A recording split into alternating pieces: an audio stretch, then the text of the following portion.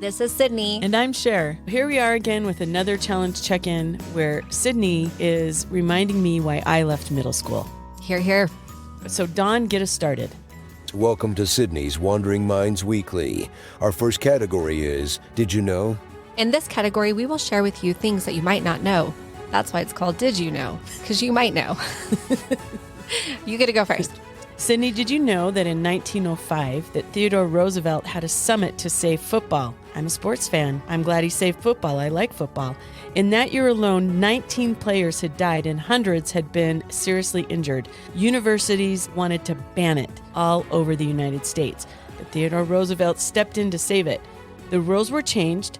No more holding. No more unnecessary roughness. A team needed to get 10 yards instead of 5 yards. And the most radical change, the introduction of the forward pass. The first forward pass was by St. Louis University quarterback Brad Robinson, who of course went on to become the mayor of St. Louis. I loved that, and I did not know. Sher, did you know baby carrots don't exist?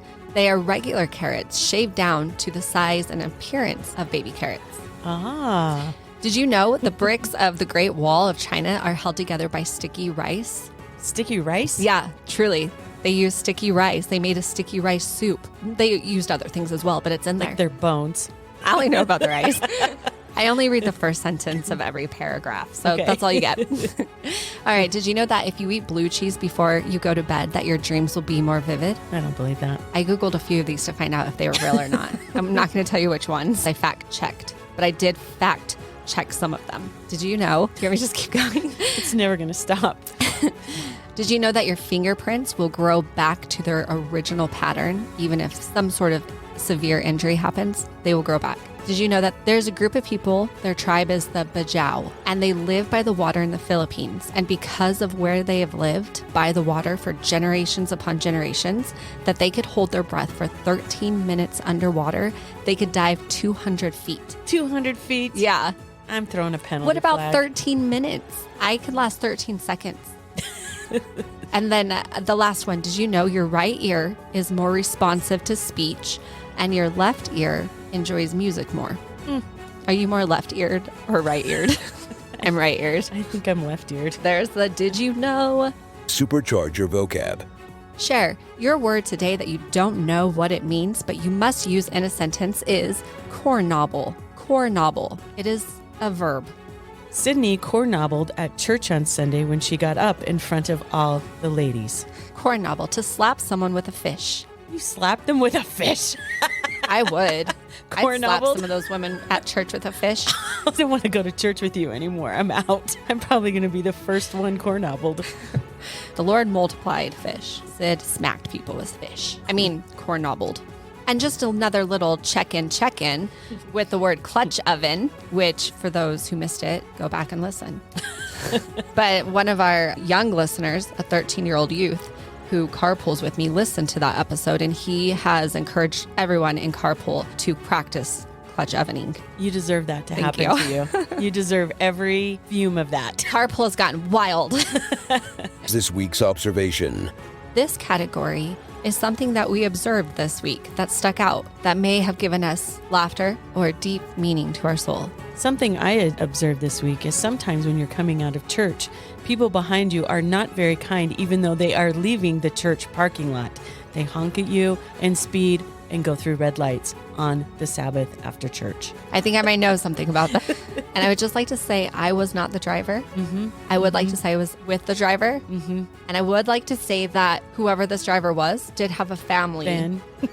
Did have a family sitting in the car yelling at him. I just would like to say, Ben, I defend you on this podcast week after week from Sydney's little barbs.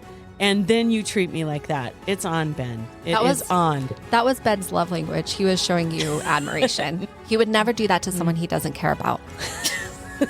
And what I observed this week was when I was driving carefully and the speed limit through our neighborhood, I noticed a group of women from church who always walk together, and they take with them a woman who does need a little extra care and a little extra watchfulness. I watched today The most beautiful thing, as I was slowly approaching them and they were walking away from me, I watched two of the women fully embrace and grab the woman who needs extra care into their arms, wrap their arms around her, and made sure she was safe.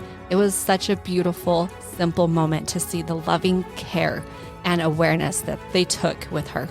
That is beautiful. And these are the women you want to corn nobble at church. I will too. You're a monster. Okay, now let's actually get to our challenge check-in. Our challenge this week was to say yes to an adventure, or if you have already said yes to an adventure, to take it more seriously and put forth more effort and work into it. I think we have the same one. That's okay. What I chose to work on this week for my adventure is I chose to do this podcast with Sydney, which is quite the adventure. So we'll see what happens and where it ends up, but it's really helped me in a lot of ways, this new adventure. I have a new friend. I get to study and learn a lot more about the gospel and about history, but most importantly, I feel like I'm getting closer to God, and I'm really grateful for that. Same one. Podcast was also my pick for an adventure, but we've had some very honest conversations in the last few weeks about things that would actually help us to improve. We've had really wonderful feedback, so thank you to those who have been willing to be honest with us and told us things that we could improve, things they'd like to see, things that they wouldn't mind if we changed, which it didn't hurt our feelings. We didn't spend a lot of time crying. Definitely not at all. I will corn nobble you. But it's helped us so much. And then we've been able to sit down, talk openly and honestly about things that we need to improve, things that we have a desire to improve. And ultimately, the feeling for this adventure was that the Lord will bless our effort, but He'll bless how much effort we put in. And we both feel like we need to put in more effort so that the Lord can bless us more. And I'm excited to continue this adventure of podcasting with you, Sher. Me too. Good luck on all of your adventures this week. This is our prayer. From Sydney and Sher. Hurrah! Hooray! One adventure you could follow is our new adventure on social media. We are adventuring out on social media. You can follow us on Instagram at Sydney and Sher Podcast. Do it. Have a good week.